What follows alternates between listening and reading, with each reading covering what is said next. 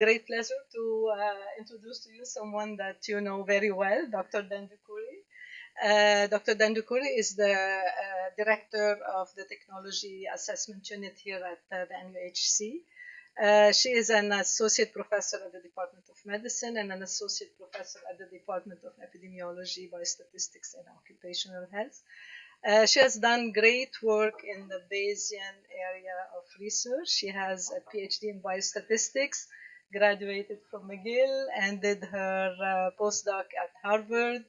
And she's been like very active in the Bayesian research, especially on diagnostic testing. And this is what we're going to hear about today, right?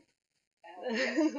So thank you very much, Elham. Indeed, Dominic here was asking me to send you my bio sketch, and I said, I've known Elham for 21 years. I hope she knows something about me that she can say. Okay, I don't know what. It's in my pocket here. Okay. What is this? I don't know. Fine, we'll see. Thank you all for being here. I'm going to share with you some ideas on a topic that I've been working on for the last almost 20 years, since my PhD basically. And so the topic is on estimate when you don't have a perfect reference test. And in today's talk, I would like to convey to you the importance of dealing with this problem by quantifying the uncertainty in the problem accurately. That, in my mind, is the key to solving the problem. And over the years, I've written papers. I started off when I was younger. I was writing more papers in statistics journals, papers full of equations and about developing new methods, novel methods, as we call them when we submit grant proposals. But then, over the years, I've really come to feel that, well, all our good work is in statistics journals and somehow not propagating beyond those journals. And I would like to do more to explain the methods to a wider audience. And so along that trajectory, we've published some papers. Here's a paper by Ian sitting in the back. There's some excellent work.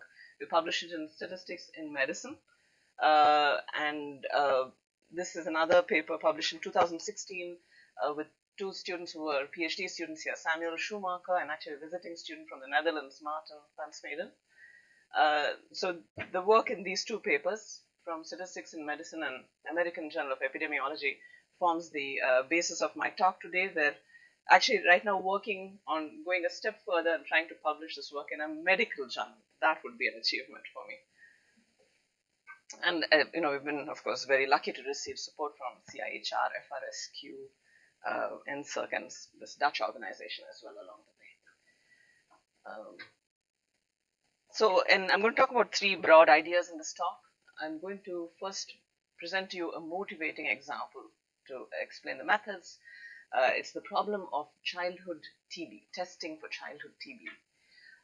Then I'm going to talk about composite reference standards, which are one way of approaching this problem of estimating diagnostic test accuracy, and you'll widely see that in the literature. And the third part of my talk is on latent class analysis, which is the method that I have worked with most.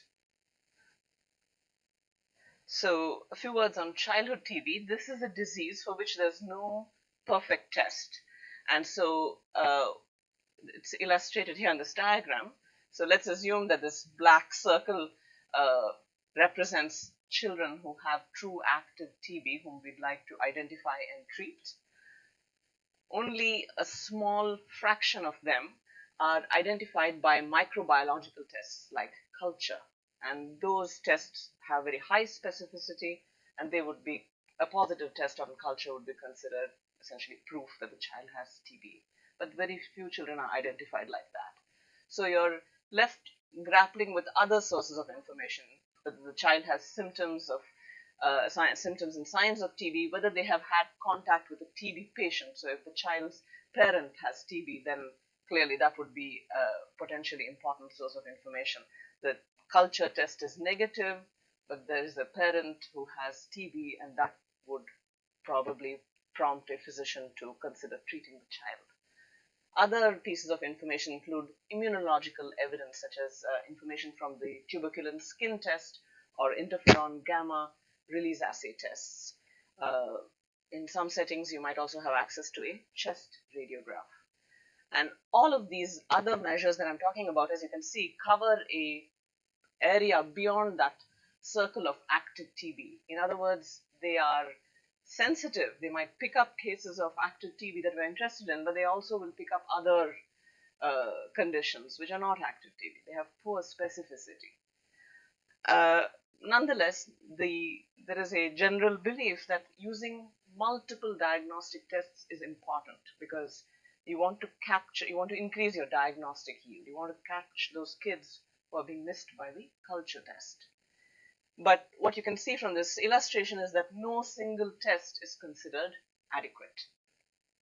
And so if you want to evaluate a new test, then you're stuck with a problem of not having one reference against which to compare it. What do we do with all these multiple imperfect tests? Over the years, people have described scoring systems or composite rules. And what this graph illustrates to you is that these different rules don't necessarily agree with each other. So in this graph, I worked with 1, 2, 3, 4, 5, 6, 7, 8, 9 such rules that had been identified for childhood TB, took the same cohort of data and calculated what the number of children with TB is according to the different rules. So you have 9 rules, and essentially based on them, the prevalence in this cohort would have ranged from 6.9% based on one rule to almost 90% based on other rules. So in summary, these different rules are not in agreement with each other. They're discordant, and it's not clear what to do. So to address this problem, I mean, these researchers, groups of them have gotten together, and one of the most recent attempts in 2015, a clinical case definition for childhood TB was published to deal with the problem I just mentioned. And you can't see the fine text here, but they use the same tests that I mentioned before on my first slide: culture, the skin test, the chest radiograph. And based on all that information, they give you some general rules on how to identify children who have confirmed TB, those who have unconfirmed TB, and those who are unlikely to have TB. And the hope is that this kind of rule set up by a big group of researchers will influence harmonized classification, so that if you're doing a study in Canada and somebody else is doing their study in Hong Kong and someone else is doing their study in South Africa, they will all use this method, and thereby they will achieve a harmonized rule, and it will provide greater comparability across studies. Because right now, with different people using different rules, it's really not clear if we can compare results. And of course, a rule for classifying TB is then used to evaluate new tests for TB. So within that classification of TB, no TB, you can say something about the sensitivity and specificity of a new test.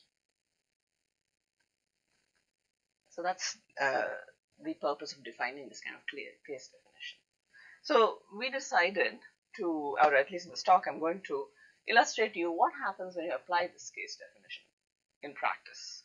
How easy or difficult is it to do? We will use in our example this cohort of children from South Africa. And indeed, actually, I didn't mention my very first slide. All this work has been possible because of very interesting collaborations. And so someone like me as a statistician couldn't hope to have access to this data except through working with Madhukar Pai, who put me in touch with Heather Zar, who shared this very nice data set. And in this data set, what we find is, where is this, the light thing? It doesn't work on this. Oh, I see. Okay, fine. So just roughly, what's I think interesting here, 749 children, 21% of them had HIV, 28% considered malnourished. So these are really sickly children, and they were all hospitalized, suspected for some kind of, TB or lung disease. And these are the results of the different diagnostic tests that were carried out on these children. So you can see 16% of them were positive on culture. But like I mentioned in my earlier slide, we suspect that more of them might be having TB than culture can pick up. And as we expect, the chest x-ray picks up a larger number, 33%. The skin test picks up 43% as positive. And many of them have somebody in their household who has TB, 55%.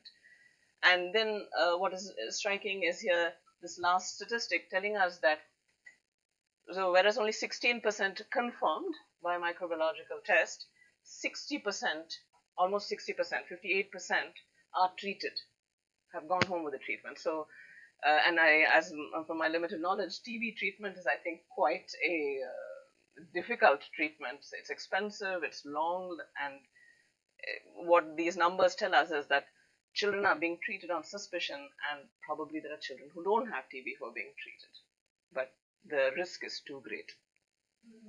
Yes.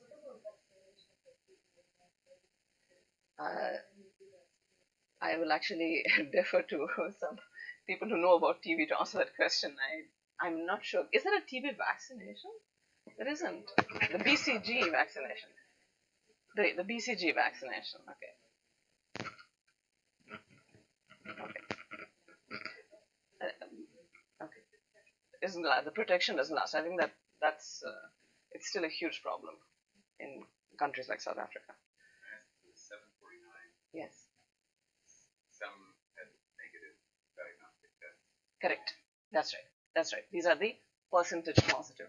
Yeah. The Venn diagram. Can you recreate the Venn diagram? There you are. It's not a Venn diagram, but it's a cross tabulation. Okay. All right. So that's right. So exactly like Ben said, what's interesting here is to look at if you want to apply that clinical case definition, especially what's the cross tabulation of the different tests that you observed. And the way I'm setting up this problem is as if we would like to estimate the sensitivity and specificity of the expert test, which at the time this cohort was being gathered was the kind of new test on the block that was interesting to evaluate. So the standard tests at the time were culture, smear microscopy, chest x-ray, the skin test. And if we follow that case definition that I put up earlier, then all the children who have microbiologically confirmed TB, that means culture positive or smear positive, they're all here, they're all considered confirmed TB. The children who are negative on everything would be unlikely TB. And actually, I've used an earlier definition that the same group had published to break up their unconfirmed TB into possible TB and probable TB. Okay, so those children who are positive on both X-ray and skin test would be probable.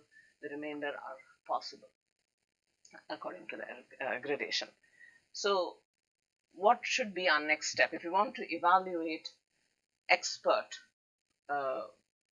what's the next thing that your epidemiology 101 class tells you about estimating sensitivity specificity? We need to create some kind of a standard, right? We need to create some kind of a classification that will allow us to say these kids have TB and these kids don't have TB. But then when you look at this, okay, I think here the confirmed TB people were happy saying that they're all TB.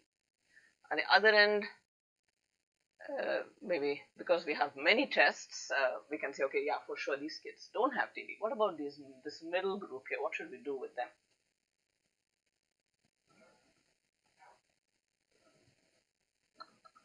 What would you do? Okay, right, okay. How many of them are there? Good question. How many of them are there? There's a sizable number of them, though. There's a non-negligible number of them, not like 2 or 3 that you say, okay, I'll just throw that away. There's a sizable number there.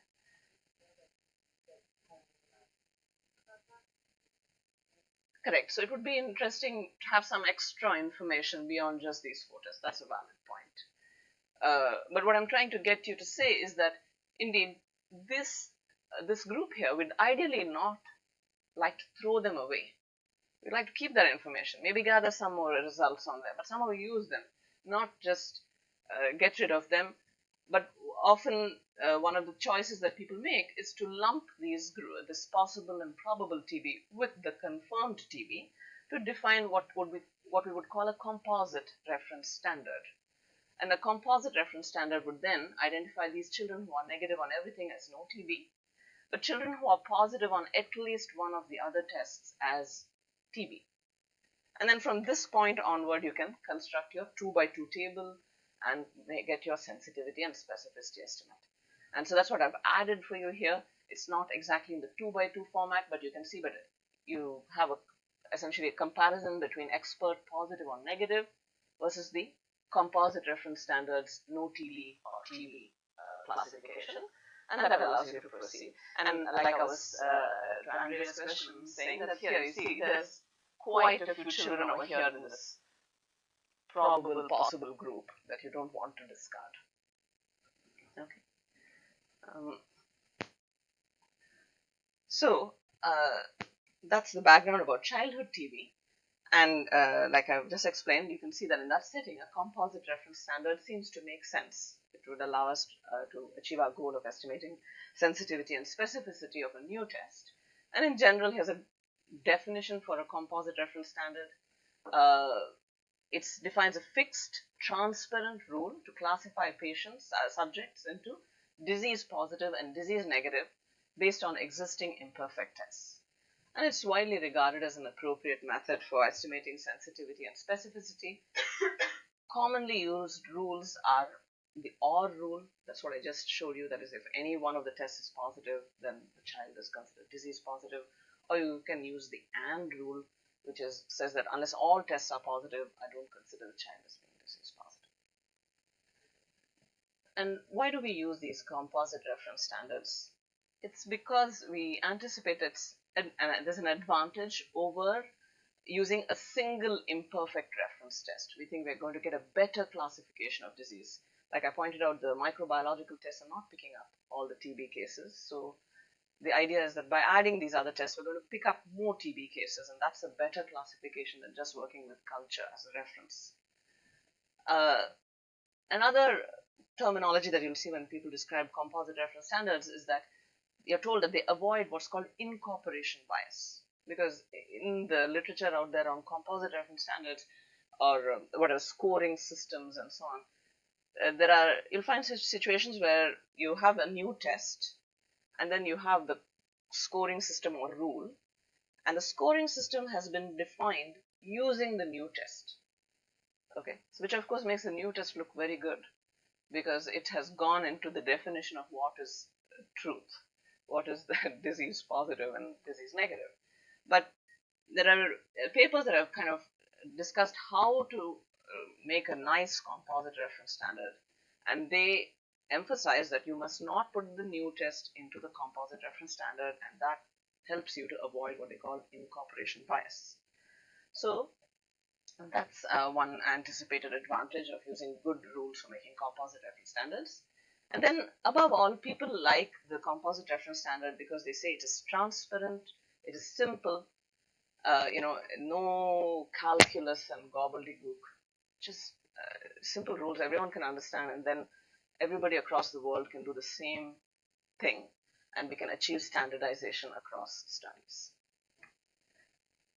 And providing a blessing to these ideas are some papers in the peer-reviewed literature.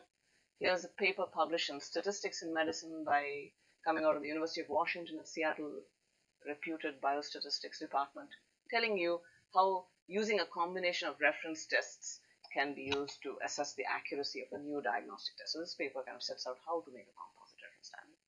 And here's another paper published in the BMJ.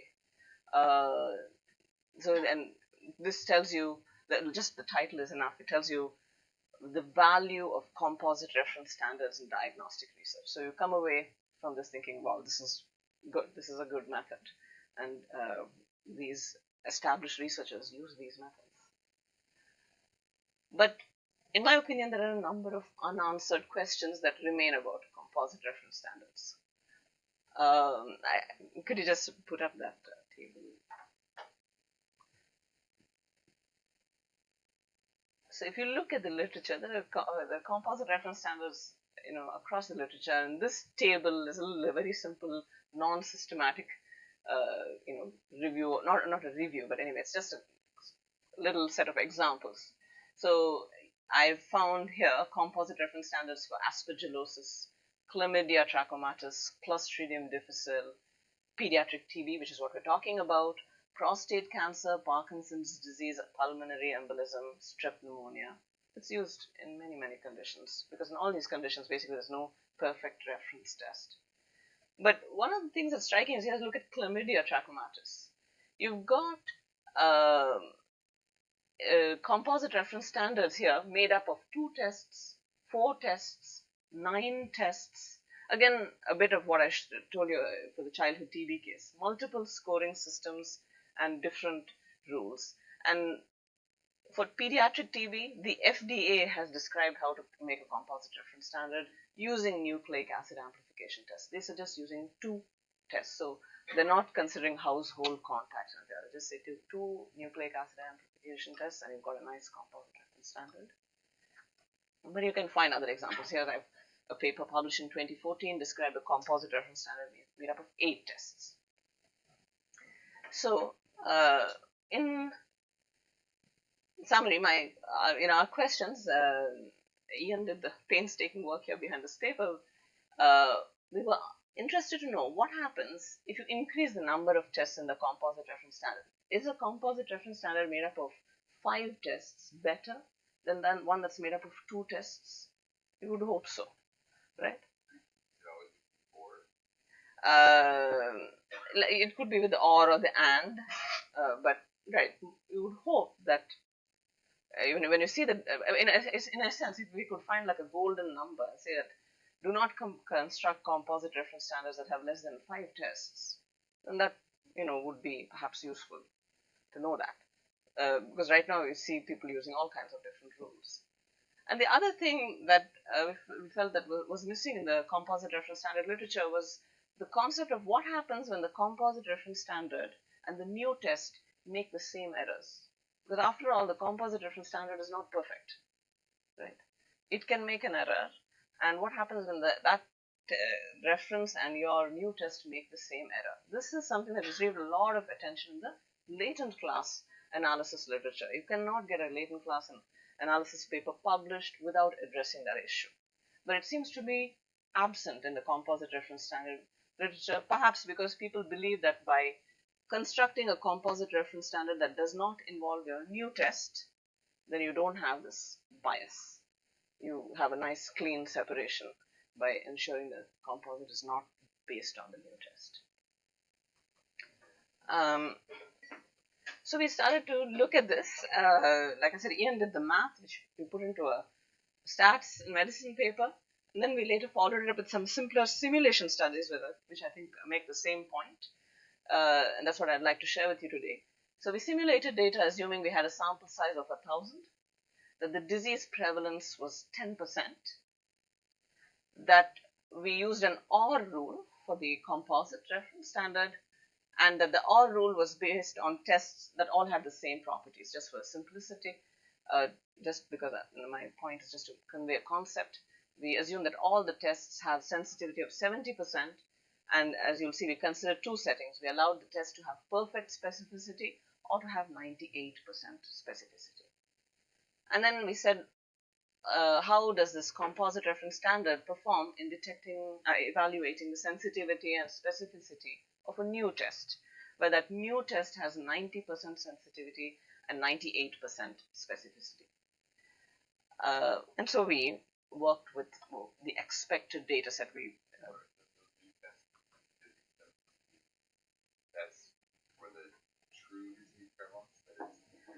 Correct. That is correct. Was for the true. So these are the true sensitivity and specificity in each case for the true disease status. Right. So yeah, there's some places up here. So here's our my first little display. So like I said, we had 1,000 patients in total, and this table has the true disease status in the first column, the results of the test in the second column, and the observed frequency. So the first two rows are of the patients who are truly positive, and here you have the truly negative patients. Of the truly negative patients, let's look at this row first. I think this is the case where we have perfect specificity. So there's no false positives. There's no instance where the test is positive, and in fact the true disease status is negative. But the test has imperfect sensitivity, 70% sensitivity, and so of the 100 individuals who are truly diseased, only 70 were identified by the test. The 30 in red indicates that they were missed. 30 people were missed. So what happens if you augment this single test with another test and create a composite reference standard? So once again, the true disease status here at the extreme. This is the single test, and now a composite reference standard based on two tests. And so you can see that whereas this single test missed 21 plus 9, 30 individuals, the composite reference standard picked up 21 of those individuals who were previously missed.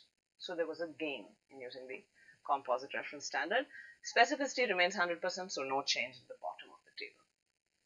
If I add a third test to my composite reference, then I get a further gain. I go up to 27, and now only 3 subjects are left undetected, and the lower part remains the same. So in other words, you see for every test added, there was a gain in the number of individuals picked up.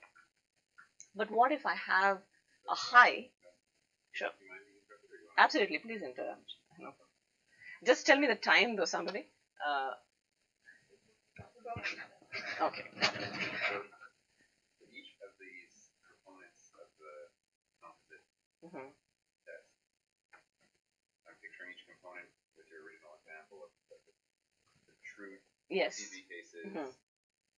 If each of these CRS components are independent of each other. Correct. Yes, that's what we're assuming here. This would happen, but if the test actually kept picking up the same thing.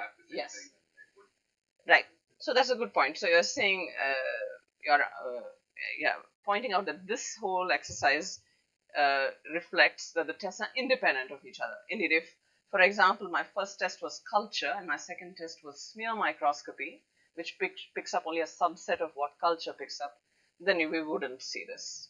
But yes, we also looked at that kind of situations. But you're right, if two tests were correlated, the gain would be less.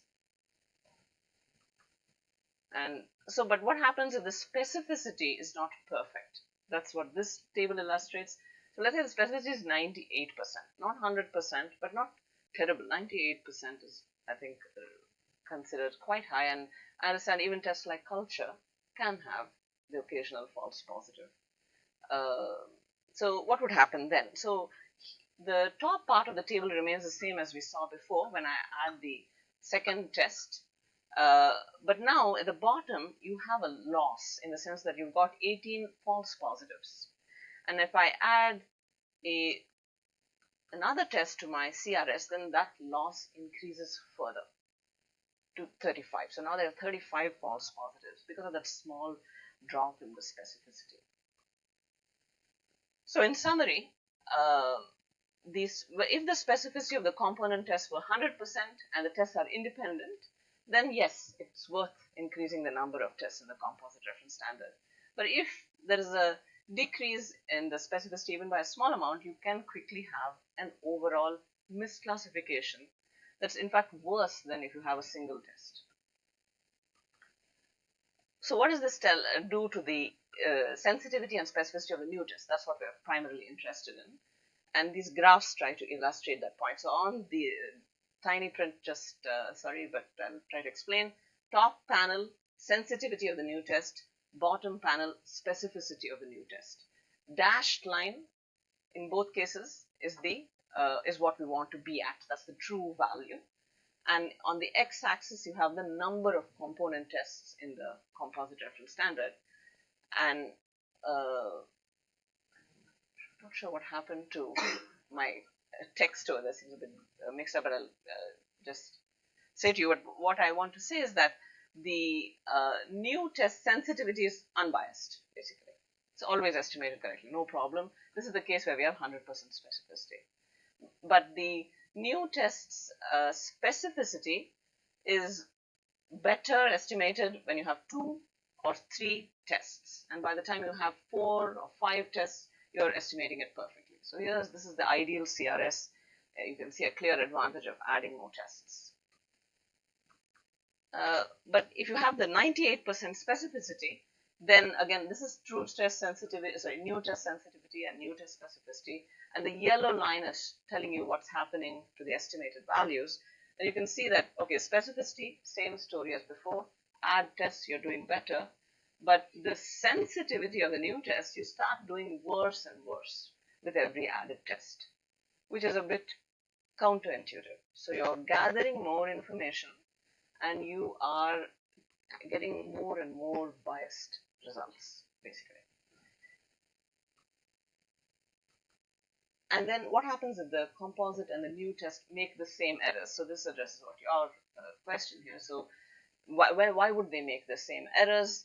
Perhaps if they're based on, let's say, the same technology. Let's say if the composite reference standard is made up of nucleic acid amplification tests, the new test is also of the same type, then in my understanding, these tests, certainly older versions of them, couldn't distinguish between live and dead organisms. They detect the DNA, but not the organism as such. So it's possible then that both the composite reference and the new test give a false positive. And we try to simulate this using these data here.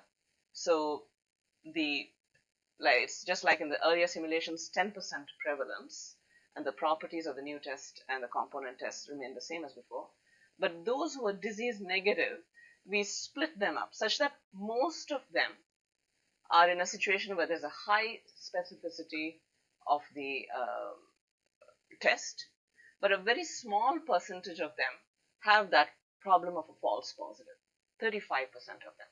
And by doing this, we retain the overall specificity at 98% by doing this. Okay. Now, what does this do to our simulation? Again, sensitivity and specificity of the new test, and we find that now, once again, the sensitivity of the new test is underestimated, and the underestimation worsens with every added test. However, it's not as bad as if we had all independent tests. Here in the lower panel, you see that the specificity of the new test is now overestimated. So the specificity of the new test looks better than it actually is, because it is making the same error as the reference, and we don't have a way of telling those two apart. Okay. In other words, basically this composite reference standard can, even though you think it can't have incorporation bias, it can lead to exaggerating the value of the new test. And this little simulation tries to look at what happens. Are results really harmonized across settings? Because this is one of the key things that researchers would like to have, comparable results across settings. So I think we took a CRS here based on just 3 tests, and once again it's sensitivity and specificity of the new test, but the x-axis is prevalence, true disease prevalence.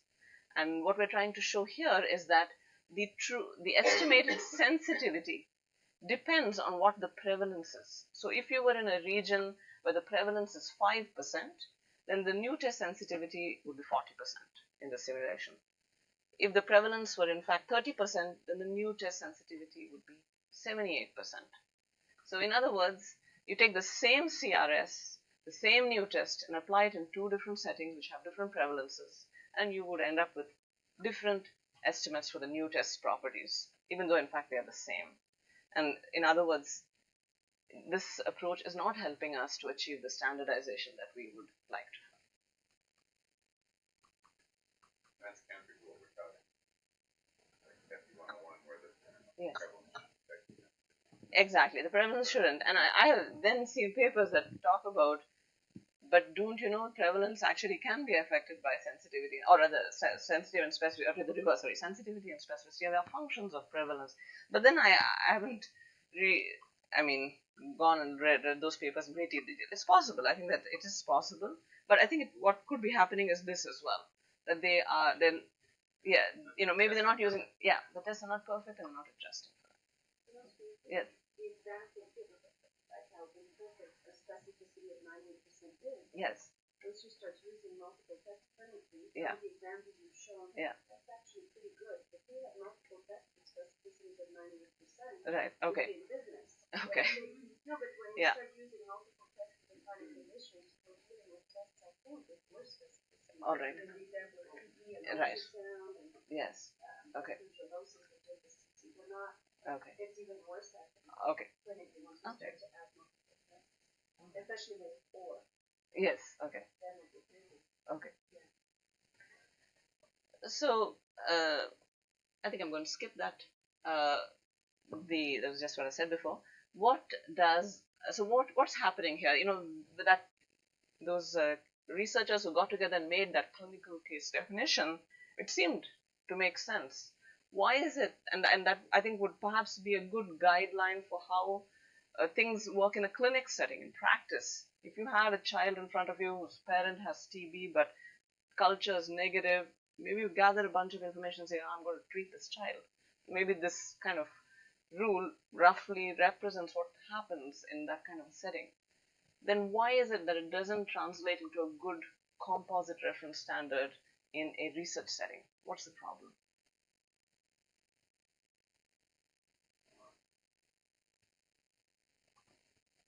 Any guesses? Mhm. Okay. Yes. Yes. Mm. Right? Yes. They have to. Yes. I'm just thinking that we are missing the pre-test probability in a way. Okay. Or the Yes. Yes. You're missing. The Yes. diagnostication, so to speak. Would have that. Evaluate Yes. the Yeah. patient and Correct. Yeah. And Gestalt diagnosis by, I think, physicians in general is considered to be quite informative. Again, it wouldn't be potentially as specific as the tools that are. Yes. So I mean, the word that when you what you say is the probability. The problem is that the composite reference standard is assumed to be perfect, but it's in fact not. There's an uncertainty which is not acknowledged. We don't try to quantify it. When we make these simple rules and say this or this or this or this, then positive, so these people have identified that there's something called unconfirmed or probable or possible. But what's the numbers behind that? We're not trying to get to the numbers behind that. We're just making the simple assumption. Okay, then let's lump it with TB. And that's, I think, the missing step that makes these simple rules work poorly. And the other thing is the interrelations between the tests are ignored. So you had in that, if I can do this very quickly, maybe not. No, I don't. I want to page up and page down, but okay. Here, look at this. We had almost some 16 possibilities between these 4 tests. But then we took it all and made it into just 2 possibilities, as if we had 1 test giving us a positive and negative. So in a way, we threw away information. There was interesting information here in the cross tabulation. Why is it that certain tests are positive together? That we just left out all that when we made a simple rule. And so you can see by that logic that if I had a 5th or 6th test, I'm throwing away more and more information. That's why that CRS does worse with added tests, because we're throwing away more information.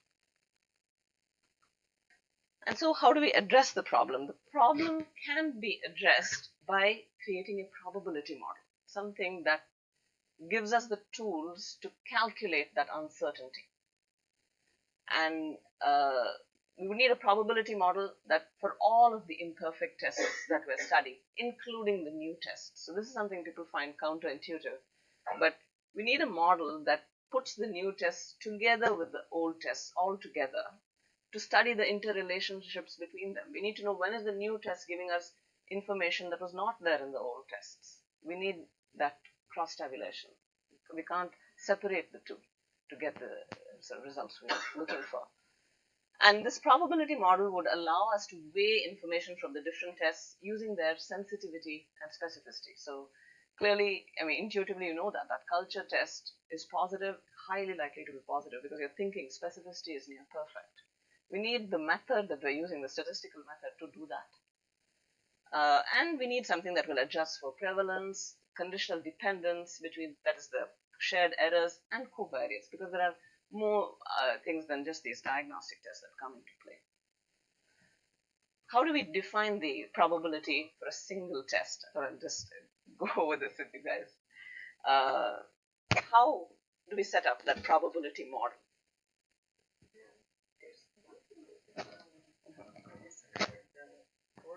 Okay. What about disease severity? And again, might not be. Yeah. That fall into the three different. Actually, I think we'll have a nice illustration of it coming up. Okay. So how? I just want to talk about the single test, just to get you guys to think about this. Probability of positive result. Yes. What's the probability model behind that? Let's say just single test culture. Can I use disease status? Yes. Like Yeah. the truth that's unknowable. Right. Whether the truth. Correct. So that comes. Okay. That's a factor. But what's the the probability? How would you express the probability of the results of a single test? It's a binary. Yes.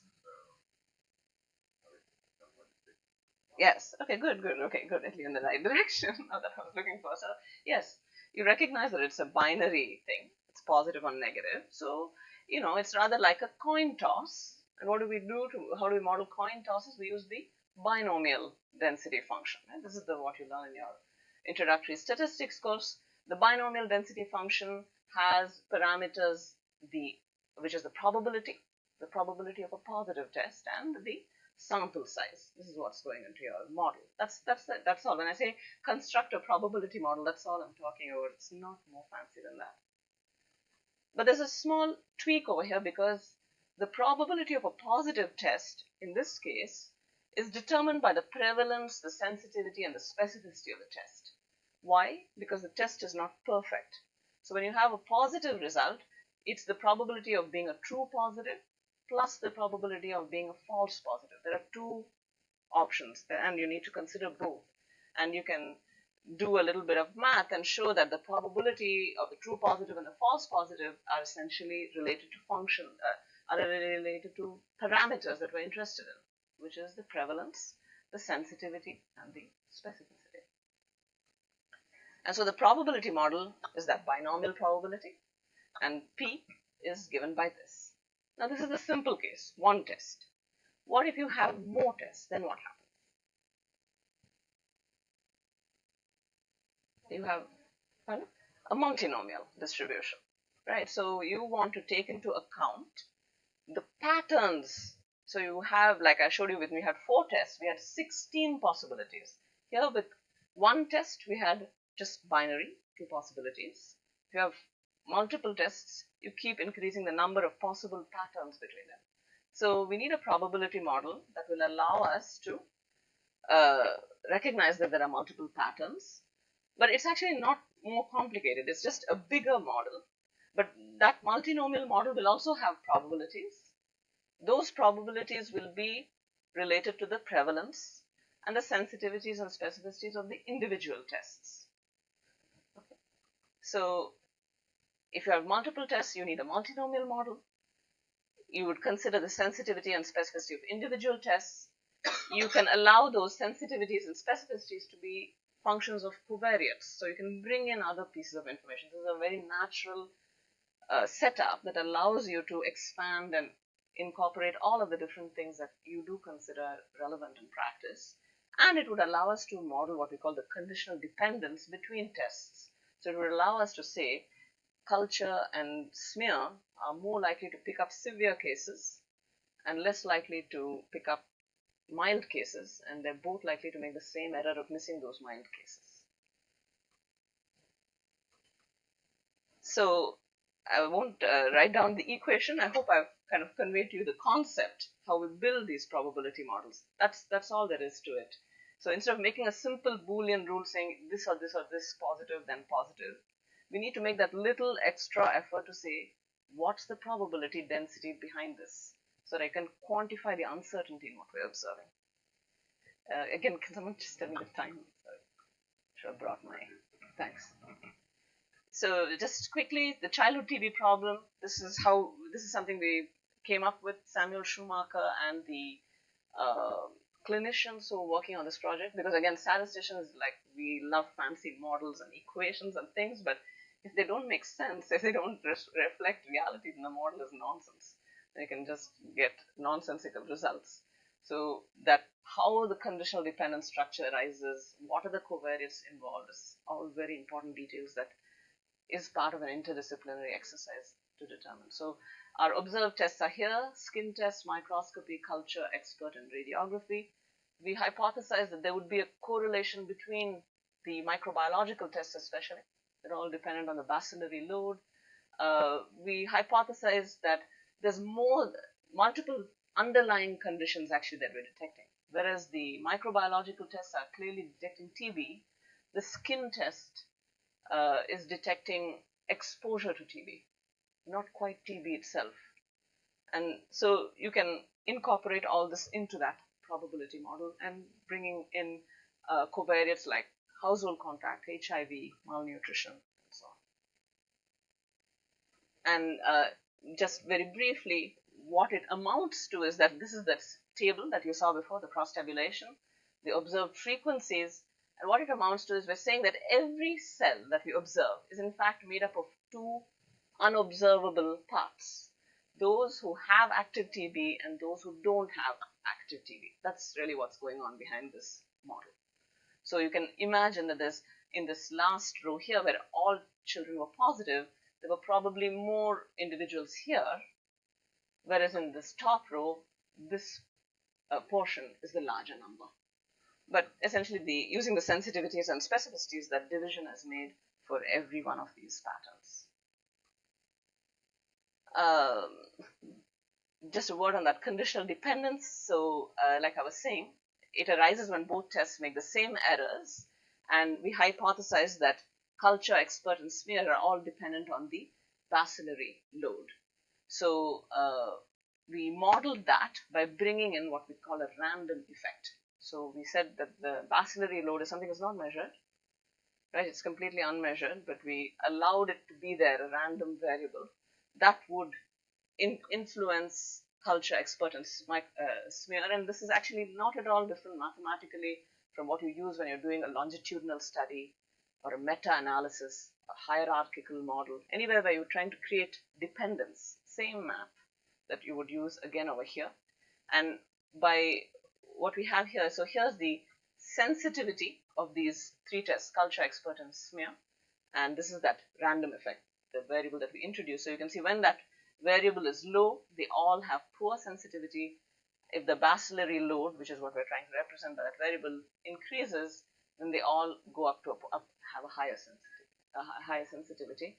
Culture is the one that has the highest sensitivity. So you can see it's, I forget what's the term here, the minimum detectable level or whatever is lowest for culture. You can see it.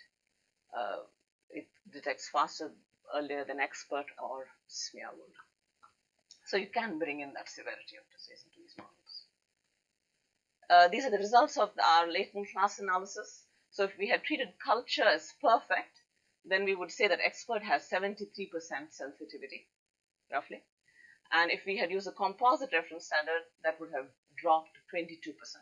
So if you know the 73% is probably an overestimate, it's only those very sick kids who are being picked up by microbiological tests. But if you go and put in chest x-ray and everything in there, you're going to get a very broad definition, and your sensitivity of this is going to plummet. And the thing is, in our work with Ian there, we found that unfortunately it's not even possible to say that the composite reference standard always gives you an over or an underestimate. Like, if we could do that, then at least it would serve to create a bound.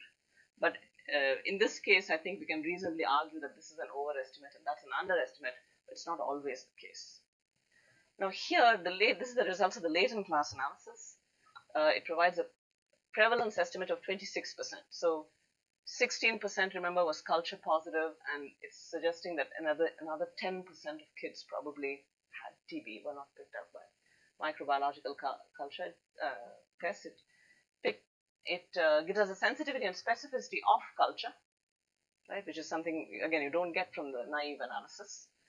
The sensitivity of expert now is around 50%, right? And that's, an important estimate there for anybody who's trying to decide whether to adopt this test in practice. And all the remaining tests as well, you get their sensitivity, specificity estimates. What's most interesting for me from this analysis is we're back again to that table that we saw before, the cross-tabulation of the tests, the composite reference standard, the new test expert, the observed frequency, and from the latent class analysis, we've got the probability that the child has TB in each of these cells.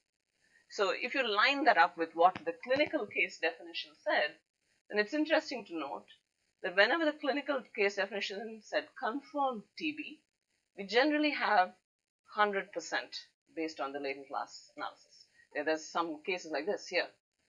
This, according to the latent class analysis, these children have only a 23% chance of TB, though they would be considered confirmed TB by clinical case definition.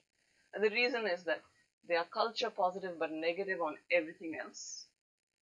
And the model is comparing that pattern, which is a very unusual pattern, very few kids have that pattern, to other patterns that were observed, and reasoning that these kids probably have a lower chance, but it's uncertain.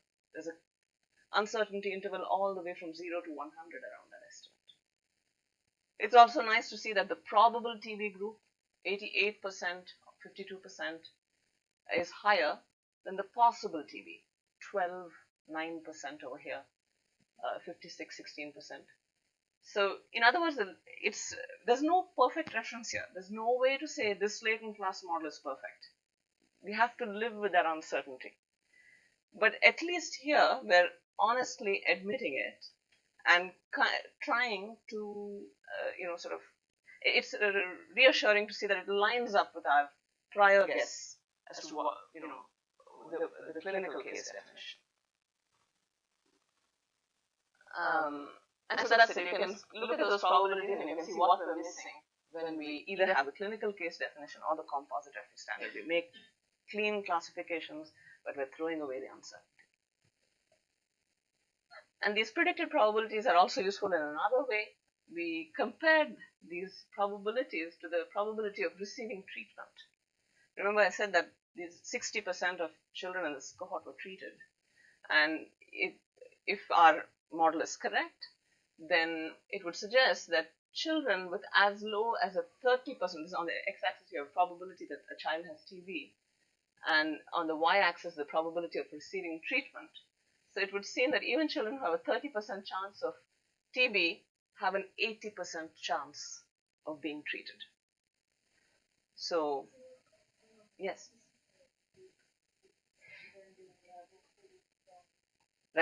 Right, absolutely. This is no judgment on whether it was appropriate to treat or not, but it's just allowing us to see that we're sometimes in a situation that's so uncertain, but we're exactly, it shows us where we're lacking information and quantifying that information. For what percentage of kids are we left in the dark like that and making decisions?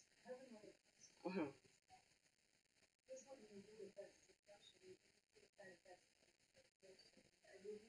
Mm-hmm.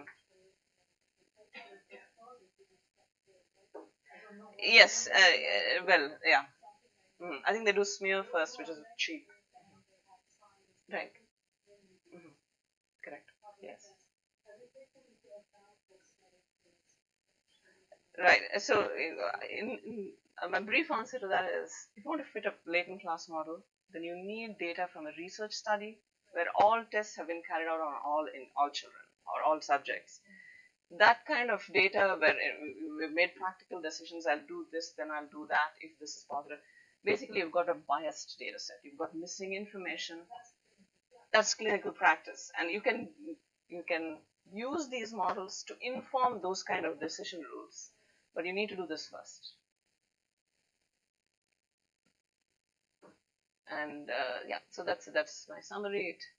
Latent class allows us to quantify uncertainty, and it's not without problems. It works well if you have multiple diagnostic tests, if you have complementary characteristics, right? If you have one or two diagnostic tests, it doesn't work so well. We know those problems well. But if you have more, like here we had 5 tests with this childhood TB database, which was really amazing. And right, I think I've said all this now. Yeah, it's I hear now about this interest in machine learning, and this is unsupervised machine learning. Yet you can see this. Then you hear about personalized medicine. Yet I think we're quite a ways away from the day where we're going to let a computer tell us this is 30% probability and then make a decision based on that. But maybe we will be there one day. And I'll just leave you with quotations from intelligent people.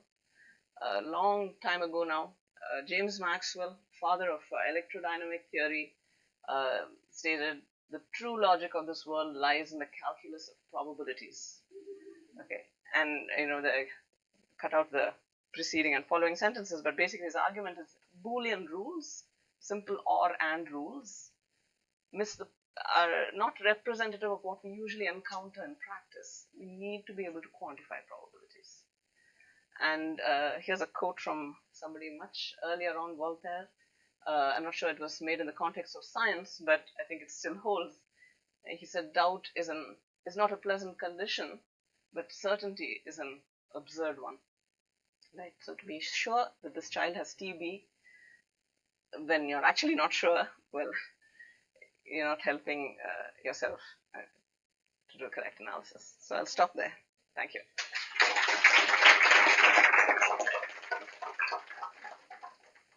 Thank you very much for leading. We have 2 minutes. Yes.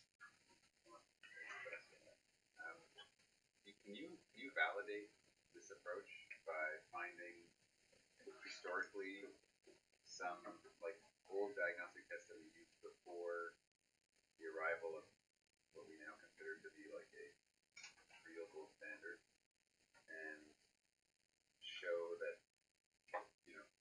like that this modeling actually does more or less accurately describe the probabilities of even the subsequent.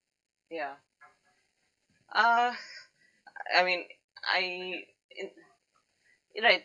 Maybe there are contexts that I'm not myself also aware of immediately, but I think there will be more such examples as we develop better and better tests. Like say in childhood TB, tomorrow somebody comes up with the perfect test. It would indeed be very interesting to see how did this model compare with that reference.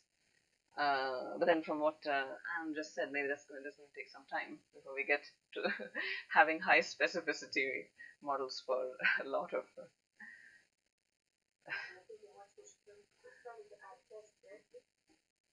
I can think of all the tests that we would use to try to get to the true condition, or for having all the patients with the condition. That's such a test.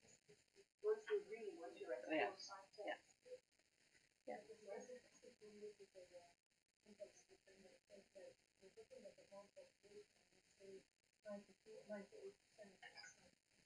Because it's 2% of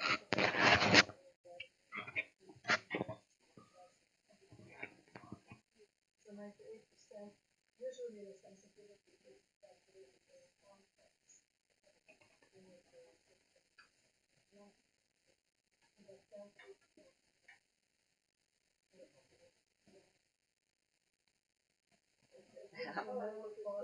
Yeah. I think it might even be worse. Yeah. Okay. Yeah. That's the real. Yeah. Far. All right, so I hope that keeps us in business for a while. Because I must say, I fear that I was watching iRobot in the weekend, and I was thinking, that's it, my job is over, and in 5 years we're going to be out, because it had a situation where a robot has to make a decision whether to save the life of a child or Will Smith, and Will Smith had 27% probability of survival, and the child had 11%. So it saved Will Smith, who was left bitter for the rest of his life. But that's what we do in technology assessment. That was probably the right decision, because Will Smith would have probably killed that child and himself. So. I think the problem is, as a clinician, that you need to make yes/no decisions. That's stuff. Mm-hmm. This kind of uncertainty. Yes.